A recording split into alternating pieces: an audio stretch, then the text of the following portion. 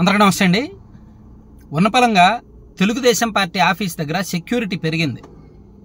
మంగళగిరిలో టీడీపీ కార్యాలయం దగ్గరకు ఉన్నపలంగా పోలీస్ సెక్యూరిటీ పెంచారు. భద్రతా బలగాలు ఎక్కువ వచ్చాయి. సో ఈరోజు మధ్యాహ్నం నుంచే ఉన్నపలంగా ఇలా ఎందుకు జరిగిందో వాళ్ళకు కూడా అర్థం కావట్లా. సో ఇంత అంటే బహుశా ఇంటెలిజెన్స్ రిపోర్ట్లు ఏమైనా వచ్చాయేమో.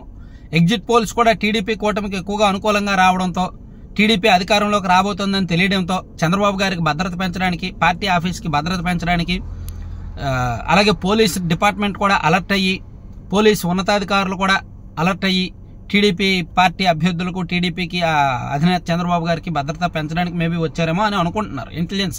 సెంట్రల్ ఇంటెలిజెన్స్ రిపోర్ట్స్ మేరకు అలా అలర్ట్ అయ్యి ఉండొచ్చు అనుకుంటున్నారు. సరే, ఇది పక్కన పెడితే ఒక కీలకమైన అంశం ఏంటంటే, ఈ చాలామంది ఐఏఎస్లు, ఐపీఎస్లు చంద్రబాబు గారి దగ్గరకు రాయబారం పంపుతున్నారు అనేది అంతర్గతంగా ఒకటి బాగా వినిపిస్తున్న వార్త. మేబీ ఈ వార్త ఒక 10 రోజుల నుంచి కూడా రకరకాల ఛానళ్ళు చేసి ఉండొచ్చు కాక, కానీ నేను కన్ఫర్మ్ చేసుకునే వరకు, నిజమే అని నిర్ధారించుకునే వరకు గాసిప్స్ చెప్పను. సో నాకు తెలిసిన సమాచారం ప్రకారం ప్రస్తుతం ఆంధ్రప్రదేశ్ సీఎంఓలో అత్యంత కీలక విభాగంలో పనిచేస్తున్న ఒక 2 ఐఏఎస్లు చంద్రబాబు గారి దగ్గరికి వాళ్ళ మనుషుల్ని ఆల్రెడీ పంపించి చంద్రబాబు గారు సీఎం అయిన తర్వాత కూడా తనకు సీఎంఓలోనే కీలక పోస్టింగ్లు ఉండేలాగా, అలాగే తమ వాళ్ళకు కొంత అనుకూలంగా జరిగేలాగా, వాళ్ళు ఈ 5 ఏళ్లలో ఎక్కడ కూడా ఓవర్ యాక్షన్ చేయలేదు, జాగ్రత్తగానే ఉన్నాము, మా మీద ఏమి, మేము వేరే సామాజిక వర్గం అయినప్పటికీ మా మీద ఏమి పెద్దగా అలిగేషన్స్ లేవు కాబట్టి కొంచెం జాగ్రత్త, ఓయా మీడియాగా వెళ్ళిపోవాలని ఏదో వాళ్ళు తరపున రాయబారం పంపించినట్టుగా ఒక సమాచారం. అలాగే రాష్ట్ర వ్యాప్తంగా ఒక 4 ఐపీఎస్ అధికారులు, ప్రస్తుతం ఒక డీజీగా ఉన్నాడు ఒక ఆయన, ఐజీ రేంజ్లో ఉన్నారు ఒక ఆయన, అలాగే ఇంకో 3 ఐపీఎస్ అధికారులు ఎస్పీలుగా ఉన్నారనమాట. ఒక 2 ప్రస్తుతానికి సస్పెన్షన్లో ఉన్నారు. సో వాళ్ళు కూడా కొంతమంది చంద్రబాబు గారి దగ్గరికి టీడీపీ పెద్దల ద్వారా, కొంతమంది వాళ్ళకి తెలిసిన ఆ జిల్లాలో నాయకుల ద్వారా రాయబారాలు పంపుతున్నారు అనేది ఒక అంశం. అంటే కీలకమైన బ్యూరోక్రసీ అధికారులు. యాక్చువల్లీ చంద్రబాబు నాయుడు గారి రాజకీయ అనుభవం, చంద్రబాబు నాయుడు గారి పరిపాలనా అనుభవంలో ఆయన ఎంతోమంది బ్యూరోక్రసీ వ్యవస్థను చూశాడు, ఎంతోమంది అధికారులను చూశాడు.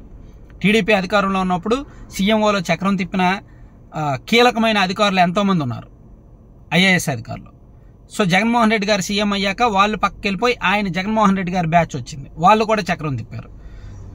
సో వీళ్ళకి కామన్గా ఒక 2 ఐఏఎస్లు పనిచేశారు. ఈవెన్ చంద్రబాబు గారి అధికారంలో ఉన్నప్పుడు ఎవరైతే ఉన్నారో, ఇప్పుడు జగన్మోహన్ రెడ్డి గారి అధికారంలోకి వచ్చాక కూడా సీఎంఓలో అదే 2 ఐఏఎస్లు ఉన్నారు. సో ఆ 2 మళ్ళీ సీఎంఓలోనే పాతుకుపోవడానికి స్కెచ్ వేశారు.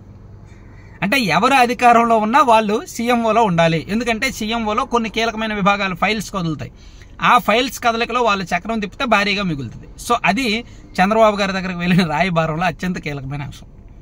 అలాగే ఐఏఎస్ల అసోసియేషన్ తరపున, ఐపీఎస్ల అసోసియేషన్ తరపున కూడా ప్రస్తుతానికి సైలెంట్గా ఉన్నప్పటికీ ఇంటర్నల్గా కొంతమంది ఈ ఎన్నికలకు ఒక 2 నెలల ముందు నుంచి కూడా ఒక 2-3 ఐపీఎస్ల మీద బాగా టాక్ వచ్చింది. వాళ్ళు కంప్లీట్గా వైసీపీకి ఏకపక్షంగా పనిచేస్తున్నారు, వాళ్ళు కావాలని చేస్తున్నారు, వాళ్ళు టీడీపీని ఇబ్బంది పెడుతున్నారు, టీడీపీ వాళ్ళ మీద అక్రమ కేసులు పెడుతున్నారని ఉంది.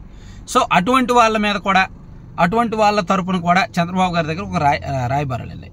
సో ఇలా ఓవరాల్గా రాష్ట్ర వ్యాప్తంగా బ్యూరోక్రసీ అధికారులు దాదాపుగా ఒక 10 మంది నుంచి చంద్రబాబు గారి దగ్గరికి చర్చలు వెళ్తున్నాయి, రాయబారాలు వెళ్తున్నాయి. అది పక్కన పెడితే కొంతమంది రెవెన్యూ అధికారులు కావచ్చు, జేసీలు కావచ్చు, అలాగే ఈ వివిధ విభాగాల్లో పనిచేసిన సెబ్ అధికారులు కావచ్చు, ఇంటెలిజెన్స్ అధికారులు కావచ్చు, డిఎస్పీలు కావచ్చు, వీళ్ళు కూడా జిల్లా స్థాయిలో బాగా పట్టున్న తెలుగుదేశం పార్టీ నాయకుల దగ్గరకు వెళ్తున్నారన్నమాట. ఇప్పుడు జిల్లా స్థాయిలో ఇప్పుడు అచ్చెన్నాయుడు గారి దగ్గర కొంతమంది కావచ్చు, లేదా విశాఖపట్నం గంటా గారి దగ్గర కొంతమంది కావచ్చు, అయ్యన్న గారి దగ్గర కొంతమంది, అలా రాష్ట్ర వ్యాప్తంగా అంటే ఆల్రెడీ లాబింగ్లు మొదలయ్యాయి.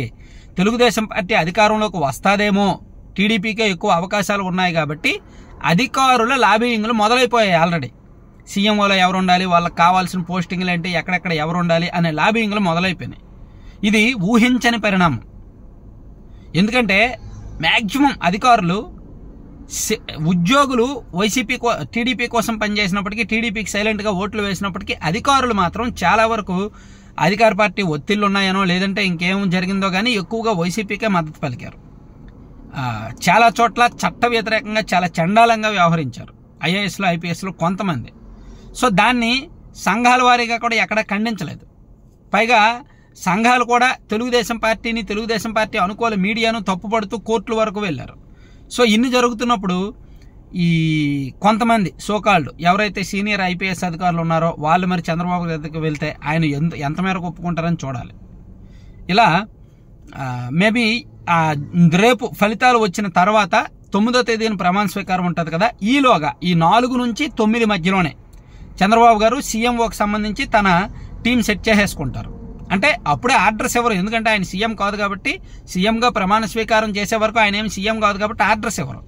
కూటమి అధికారంలోకి వస్తే వాళ్ళకి చాలినన్ని ఎమ్మెల్యే సీట్లు వచ్చాక వాళ్ళ సిఎల్పి మీటింగ్, టీడీఎల్పీ మీటింగ్ ఉంటుంది. టీడీఎల్పీ మీటింగ్ తర్వాత ఈ సీఎంని ఎన్నుకోవడం ఇవన్నీ జరుగుతాయి. ఇవన్నీ కూడా ఫార్మాలిటీగా జరిగిపోతాయి. ఆ తర్వాత ఐఏఎస్లు ఎవరు ఉండాలి, సీఎంఓలో ఎవరు ఉండాలి, డీజీగా ఎవరు ఉండాలి, ఎక్కడెక్కడ ఏమేమి మార్పులు జరగాలి, ఇవన్నీ చర్చకు వస్తాయి. ఆ చర్చల్లో మా పేరు పరిశీలించండి అని ఆల్రెడీ చాలామంది లాబింగ్లు అప్లికేషన్లు మొదలుపెట్టారన్నమాట. Thank you.